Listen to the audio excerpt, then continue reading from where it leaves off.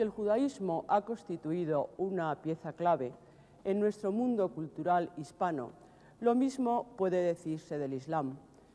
La religión musulmana, con todas sus implicaciones en la filosofía, en el arte, en la ciencia y en su modo de ver el mundo, ha impregnado nuestras raíces históricas durante siglos. Y más cuando aquí vamos a tratar una filosofía herética tan importante dentro del Islam como es el sufismo. Por eso el tratamiento del mundo islámico, de la cultura islámica en España, se hace necesario en nuestra visión de la España herética. Pero ya en pleno siglo XX, que nos reclama una visión más objetiva, más realista de los hechos, lo primero que tendríamos que desmontar es la supuesta invasión de las tierras de España por ejércitos árabes. Por supuesto que existió una islamización paulatina, pero iremos viendo que fue por otros caminos. Precisamente esta cuestión tan importante para entender nuestro devenir histórico es la tesis fundamental del profesor Ignacio Olagüe, cuyos trabajos e investigaciones creo que no están lo suficientemente difundidos o divulgados.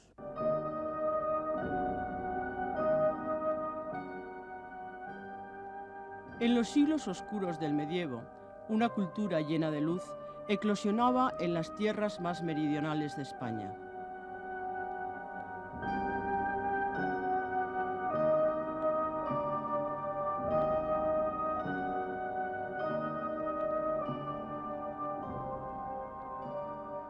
Al-Ándalus estallaba en fuentes, jardines, poesía, califas y santones que predicaban sabidurías orientales.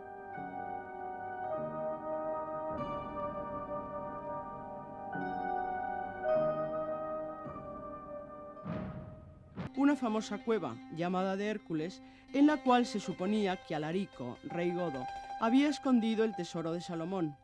Cada rey de la dinastía tenía la obligación de añadir un nuevo cerrojo a la cámara secreta, hasta que don Rodrigo, movido por la curiosidad, descerrajó la puerta y vio en las paredes de la cueva un friso en el que se representaban guerreros con indumentaria árabe y un texto en el que se leía que gentes así se adueñarían de la península cuando alguien se atreviera a traspasar el umbral del secreto. Si creyéramos la historia tal como nos la han contado, tendríamos que constatar, un tanto sorprendidos, que de repente la España latina se transforma en árabe. Cristiana se islamiza, monógama se convierte en polígama, que sus habitantes de repente también comienzan a vestir otros trajes, a hablar otra lengua, a utilizar otras armas. Y al fin desembarca un omeya de pura raza árabe, pero cuya estirpe sabemos que está relacionada con los reyes de Navarra, y que muchos de sus miembros son altos rubios, con los ojos azules, lo cual resulta un tanto extraño. En definitiva, que un ejército de unos cuantos miles de árabes se impone a una población de varios millones de habitantes. ¿Qué ha pasado con los españoles? ¿Han desaparecido todos o se han refugiado en las montañas del norte? Pero lo más extraño aún es pensar cómo pudieron subsistir los ejércitos árabes, cómo no murieron de hambre y sed al cruzar semejantes desiertos. También las crónicas nos dicen que gran parte de estos ejércitos eran aventureros de razas y patrias diferentes, como sirios, coptos, bizantinos o bereberes. Una mayor contradicción aún, ya que entonces España habría sido arabizada por gentes que no hablaban el árabe, e islamizada por predicadores que por el mismo motivo desconocían el Corán. ¿Cómo organizaron sus potentes ejércitos un puñado de nómadas trashumantes que se habían dedicado por siglos al pastoreo? Según los oficiales de Estado Mayor, cuando se prepara una operación con elementos de caballería, se calcula para cada animal una reserva de 40 litros de agua por día, lo cual es imposible imaginar en semejantes desiertos.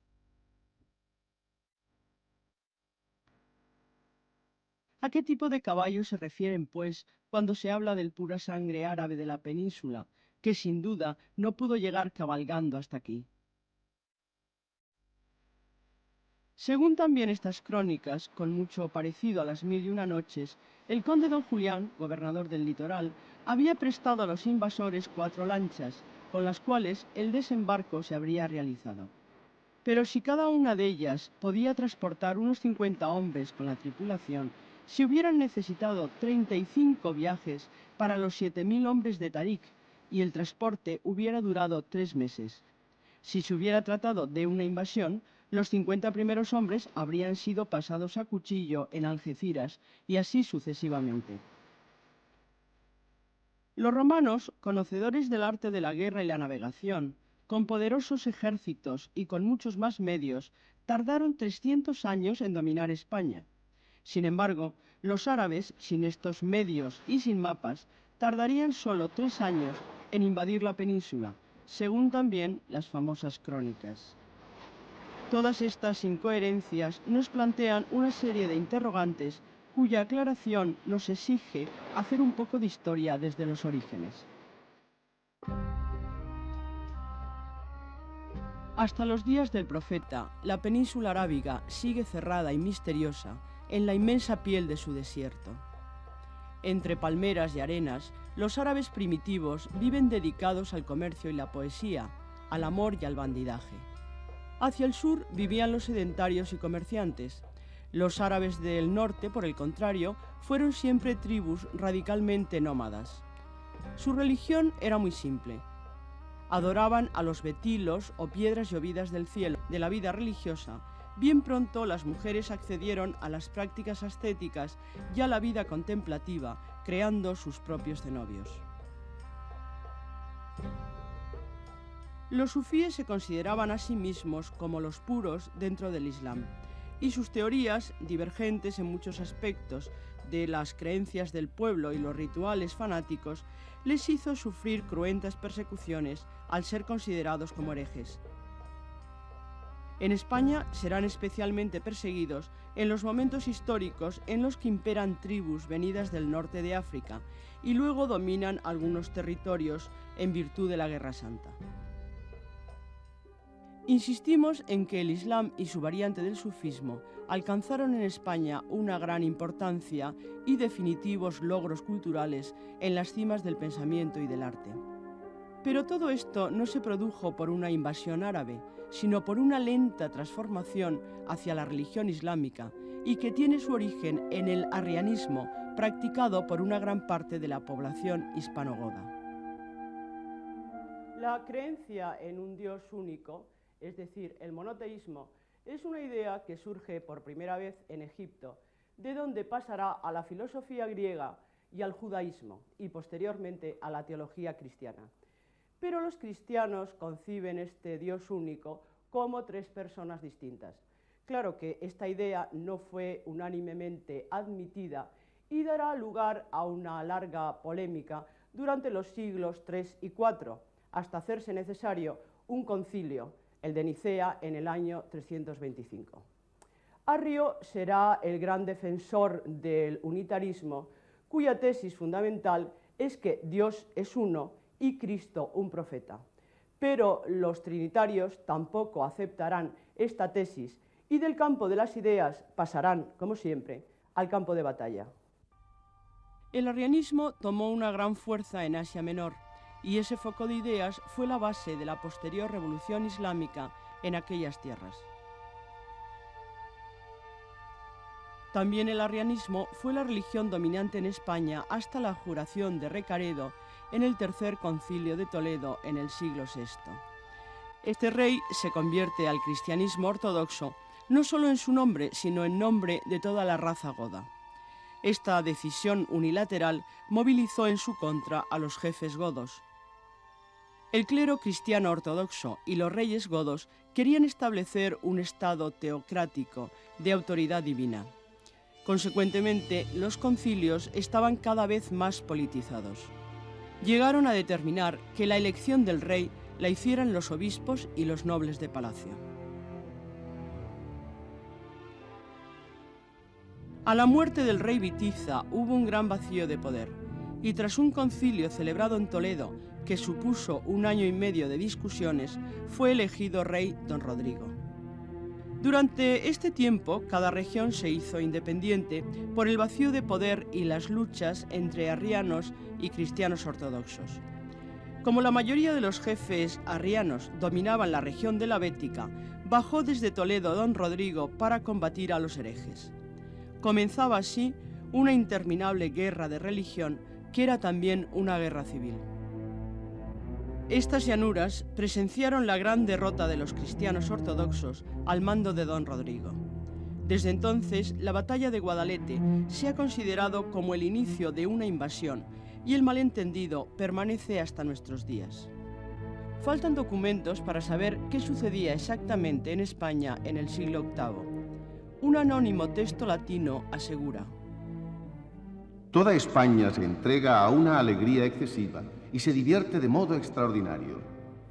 Todo esto seguramente sucedía por el gran vacío de poder existente, tan grato desde antiguo a las gentes de estas tierras. En realidad, la batalla de Guadalete, acaecida en estos parajes, no fue una batalla entre árabes y españoles, sino entre hispano-godos de distintas ideologías, entre unitarios y trinitarios. De hecho, quien dirigía los ejércitos oponentes a los de don Rodrigo era don Opas, es decir, un obispo arriano de Sevilla.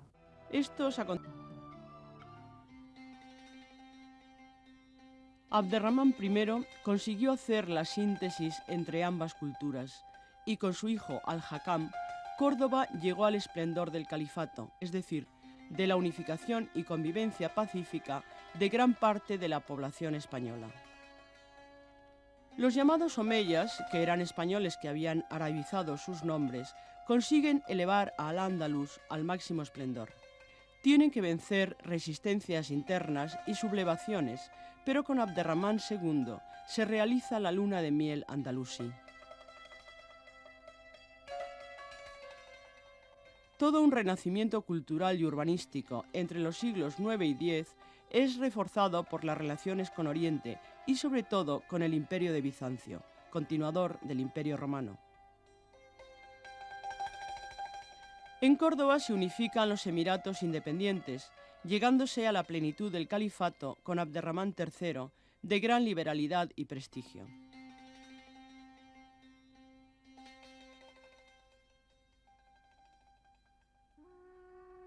Testimonio del gran poder califal, en sus piedras ya mudas y derruidas, lo constituye el espléndido palacio de Medina Zahara, sede de la dinastía de los Omeya.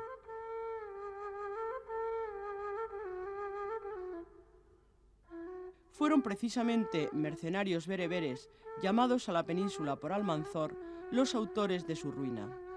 El poeta Ibn Hans narra así la desolación.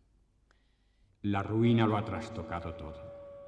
La prosperidad se ha cambiado en estéril desierto. La sociedad en soledad espantosa. La belleza en escombros dispersos. La tranquilidad en encrucijadas aterradoras. Ahora son asilo de los lobos, juguete de los ogros, diversión de los genios y escondite de las fieras, los parajes que habitaron los hombres como leones y vírgenes como estatuas de marfil, cuyas manos derramaban innumerables favores.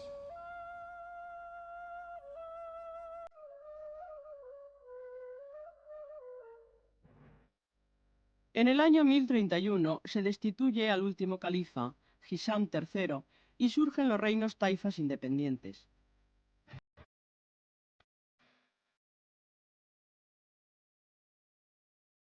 Siglos felices de Al-Ándalus. Como joya preciosa, la Alhambra, silenciosa, testigo de memorias pasadas, de placeres, rebeldías, amores y muertes. En ella se ha inscrito como síntesis: todas las artes me han dado su hermosura.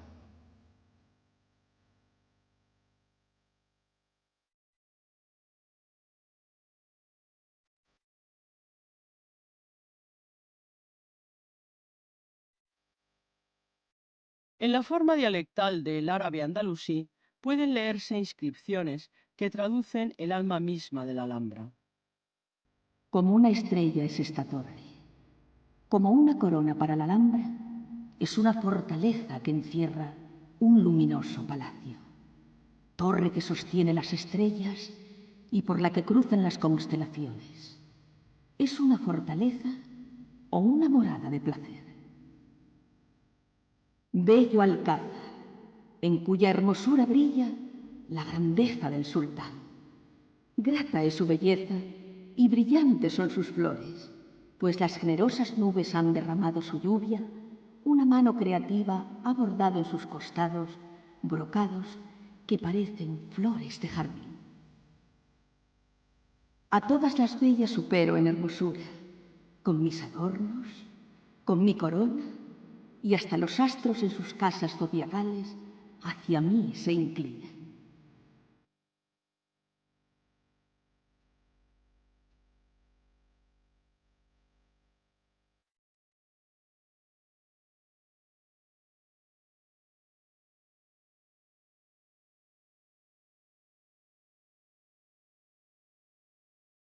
Bendito sea quien dio al sultán Mahamad estas mansiones que por su belleza son gala de moradas. Ejemplo es este jardín en el que hay tantas maravillas que el mismo Dios prohibió otro semejante.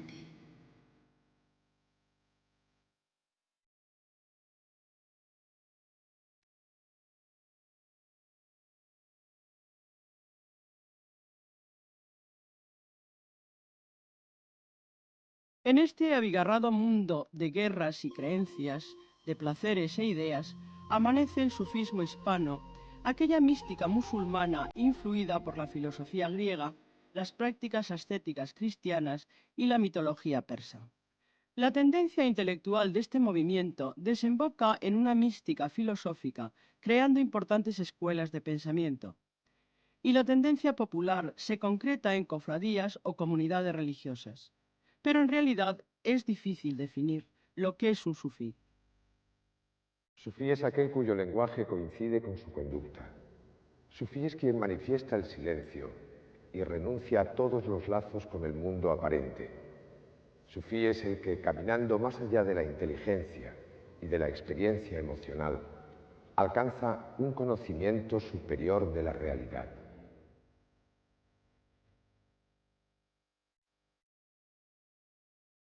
En estas ermitas de la serranía cordobesa, hoy cristianizadas, aparece el primer sufí conocido en la historia de España. Es Aben Masarra, maestro a los 17 años de multitud de discípulos. Pero la intransigencia del rito malaquí le hizo huir a Medina y a la Meca.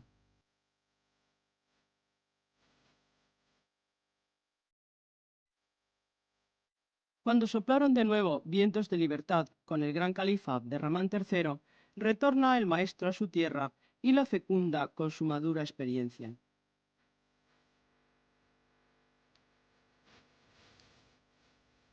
Por su influencia, el extremo oriental de Al-Ándalus se convirtió en un foco de cultura a través de su discípulo Ismail de Pechina, que llegó a crear comunidades de tipo anarquista en lo político, en lo económico y en lo moral. La culminación del sufismo español la constituye Ibn Arabi de Murcia. Con la invasión de los almorávides, defensores de la ortodoxia musulmana, huyó la familia a Sevilla, ciudad en la que se formó intelectualmente y en la que se inició en el camino sufí. Su gran compañera en la experiencia mística fue su esposa Mariam, y los maestros que más influyeron en su trayectoria hacia el conocimiento fueron también dos mujeres, Sam de Marchena y Fátima de Córdoba. Toda su vida está jalonada de grandes viajes a Oriente y al norte de África. Sus fuentes son muy variadas: gnosticismo, neoplatonismo, estoicismo, religiones mistéricas y sabiduría cabalística. Su misticismo corre paralelo al conocimiento filosófico, y su búsqueda consiste en la consecución del hombre perfecto, la más fiel de las manifestaciones divinas.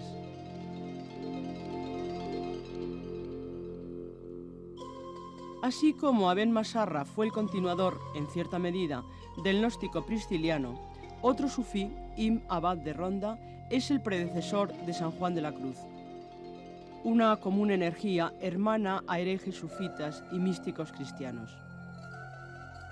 Su ciudad natal, protegida por el reino nazarí de Granada, pudo disfrutar de relativa paz frente a los acosos cristianos en el siglo XIV. Su fama de santidad se extendió por todo el Islam y no menos la de su ciencia. Destaca como poeta místico y términos como purgación, vacío, desnudez, angustia, libertad y las metáforas de día y noche serán recogidos 2 siglos después por otro gran místico, pero cristiano, Juan de la Cruz, en el contexto austero de la meseta castellana.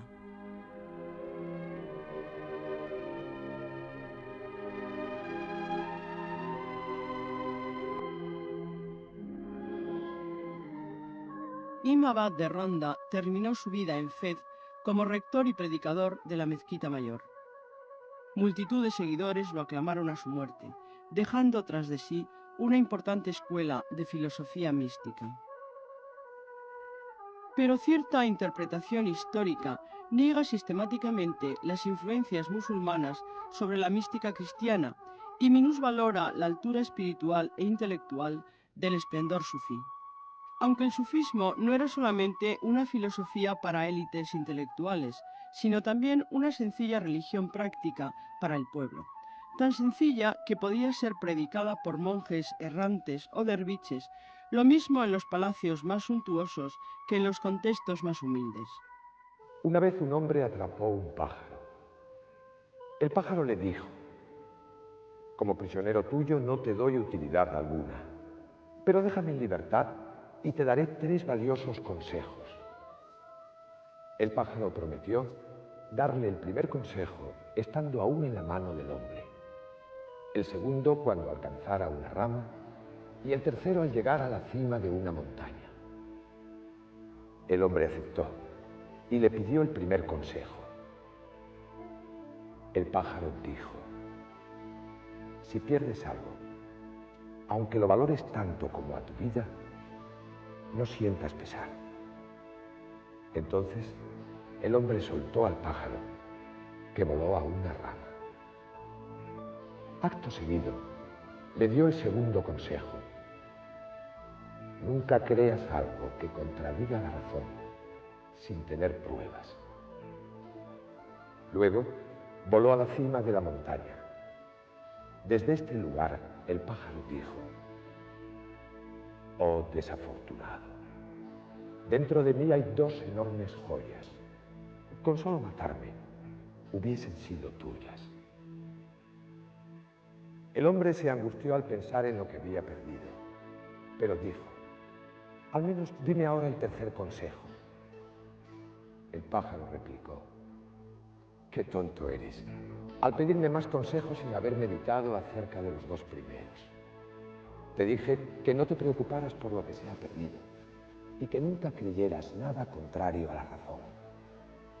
Ahora estás haciendo ambas cosas. Estás creyendo algo ridículo y te apenas por haber perdido algo. No soy lo suficientemente grande como para tener 2 enormes joyas dentro de mí. Eres un insensato y por lo tanto debes permanecer dentro de las restricciones impuestas al hombre. Allahu Akbar, Allahu Akbar. Allahu Akbar, Allahu Akbar. Ashhadu an la ilaha illallah. Si nos situamos ya en el momento actual, tendríamos que preguntarnos si se islamiza España de nuevo o simplemente vuelve a ser lugar de encuentro de tradiciones espirituales que nunca murieron del todo. De hecho, en el pueblo cordobés de Pedro Abad se ha construido la primera mezquita después de siglos de persecuciones y anatemas contra el Islam. E igualmente florecen de nuevo en la antigua Al-Ándalus comunidades sufitas que retoman la antigua búsqueda de esta mística islámica. No sabemos si al amparo de una moda de un milenarismo entre los muchos existentes, de una influencia política o realmente de un ancestro que retorna de nuevo. Muchas de estas comunidades, formadas por ciudadanos españoles, vuelven a islamizar sus nombres, su modo de vestir y sus costumbres.